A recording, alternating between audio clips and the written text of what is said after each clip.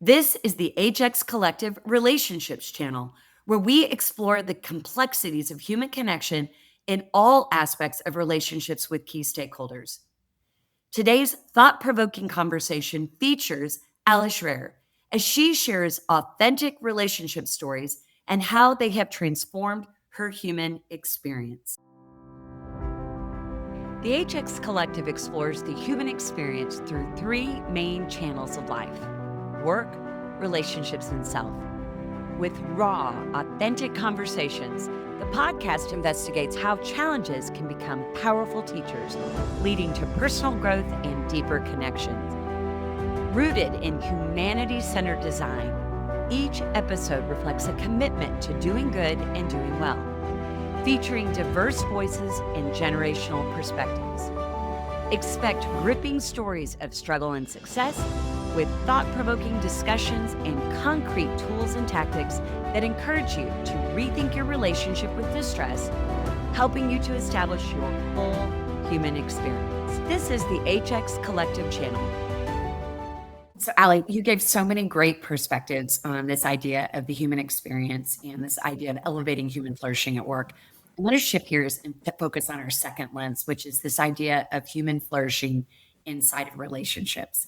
Now, relationships are certainly not separated from work, but in this conversation, I really would love to gain your perspective on how we can elevate and create conditions in our relationships, perhaps outside of work. So when we think about our connectedness in the body of our families, or how we're connected in our friendships, or even how we're connected in our communities, why is elevating our human experience in relationships such a critical focal point right now when you look at the conditions of our world and the conditions of our human experience?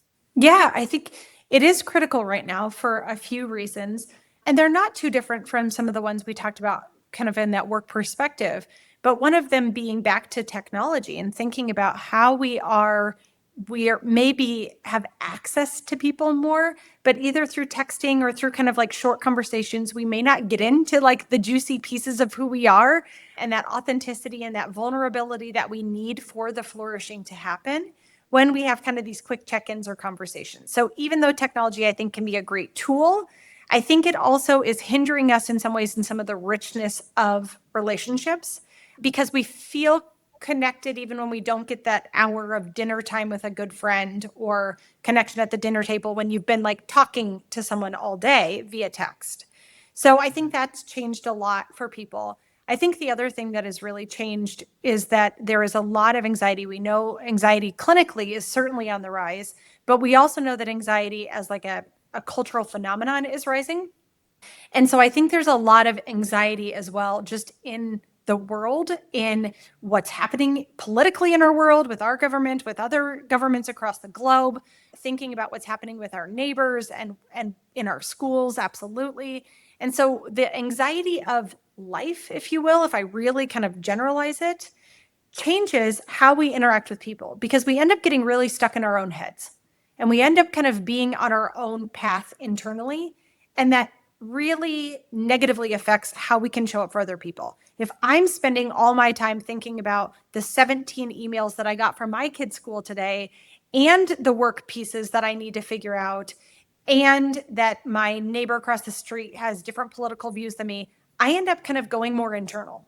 And even for people like me, who's an extrovert, we tend to then see that we recede back from others when we feel anxious. We don't come to the table with this authenticity, and vulnerability absolutely starts to be hidden with kind of the way of the world and anxiety. And so those two reasons kind of as a combination end up pulling us back from those connected interpersonal relationships that we have. Yeah. I know a big part of your practice is in working with families and couples, and certainly the parent-child relationship is fraught with unique challenges that will have sometimes negative flourishing. I don't know what the opposite human despair. Yeah. And maybe your personal experience with three teenagers, but I can tell you that I'm really interested as you think about, when parents are getting it right. And maybe I'll look at this first through the lens of marriage. When you think about what is getting in the way of that marital relationship right now.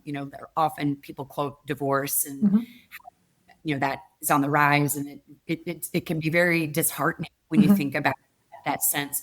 So as a clinician or as a consultant, as you've observed, you know, what are couples, when couples are flourishing, like what are they doing? Or when couples are able to make it through hard stuff and Mhm. stay married, can you give some perspectives that might help us start to think about in our own relationships if we happen to be married? Yeah. The number one thing that I would say, and the research actually would echo this, is that you have to actively choose your partner. And so when I think about my own marriage and, friends and colleagues and all those people around me that are married, the marriages that survive the tough stuff, because no marriage goes without challenges, right? It's a relationship, and so things happen in life. But when marriages go through those tough things, you have to actively choose that you are going to pick that person and you are going to lean in to that relationship, because it is easy, especially in difficult situations. If you talk about medical diagnoses or kids that are having challenges, there's lots of times that, again, we retreat, we think about ourselves, or we focus on maybe the individual that is showing their struggle. Yeah. And so then we pull away from those other relationships. And so when we actively choose and we say, gosh, we're either going to make, some people talk about date nights, right? We're either going to make a date night every week or a date night every month. Fine. If that's your way of leaning in, do that. If it's that you sit on the couch every night watching a TV show together and you just like are leaning against each other having a cup of tea, great, right? How that looks in practicality is very, very different for each couple. But find a way to say, do I invest in you? Do I lean into you? And if I don't, why? Right? But that is probably the number one piece of marital advice or kind of flourishing in your marriage that I would say to come back to over and over again. And the second is that if you are leaning in and if you are trying to do that, is that especially the complexities with kids or even extended family get in the way of thinking about kind of how do I honor and respect my partner, even if I disagree with them, with other people around, or you're like, I agree with that person and I don't agree with him, or I don't agree with her, right? How do you respectfully do that? And having a layer of respect and trust in that respect really goes a long way for when all of us mess up. And so saying, I do respect you and I'm going to continue to respect you, and here's how I do that, would be a wonderful conversation.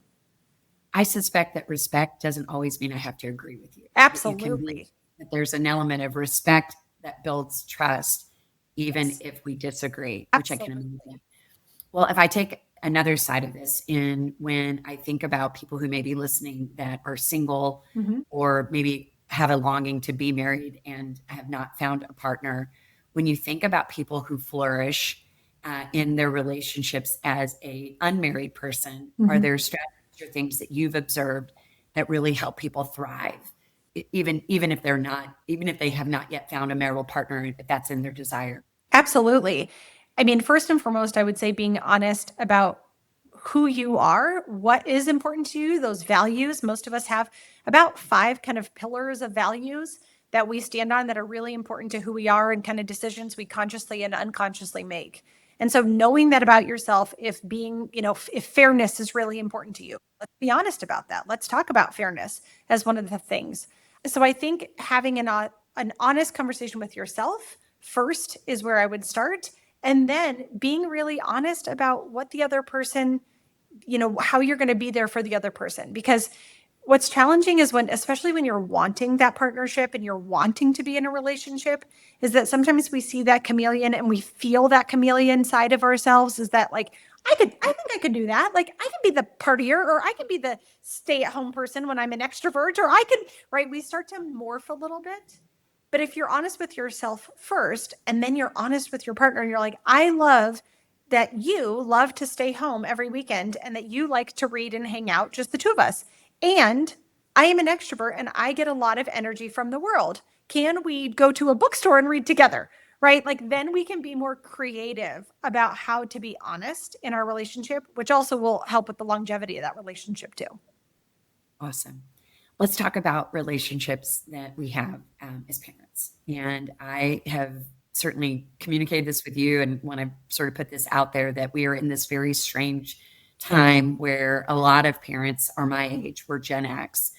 We are native analog people. Like we know the decimal system.